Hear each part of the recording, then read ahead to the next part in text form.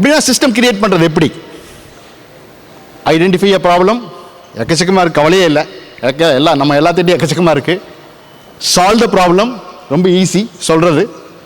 Create a process and tools to avoid reoccurrence of the problem. So this is the basic need for creating a system, right? Identify the ப்ராப்ளம்னா எப்படி identify பண்ணி எப்படி attack பண்ணுறது, right? இல்லை என்ன beauty பார்த்தீங்கன்னா, நம்ம ஊரில் என்னென்னமோ சொல்லி கொடுக்குறோம். நம்ம ஹிஸ்ட்ரி ஜியாகிரஃபிலேருந்து உங்களுக்கு ரொபாட்டிக்ஸ்லேருந்து தெர்மோடைனமிக்ஸ்லேருந்து எல்லாமே படிச்சிருக்கோம். ஆனால் யாருமே ப்ராப்ளம் எப்படி சால்வ் பண்ணி கொடுக்குறது நம்ம சொல்லிக் கொடுக்கல. காலையிலேருந்து சாயந்தரம் வரைக்கும் நம்ம பார்க்குறது எல்லாமே ப்ராப்ளம் தான். காலையில் எந்திரிக்கிறதே ப்ராப்ளம், ஒர்க் அவுட் பண்ணுறது problem, traffic problem, right? Manager problem, everywhere problem. ஆனால் ப்ராப்ளத்தை சால்வ் பண்ணுறது எப்படி? there is a science behind it.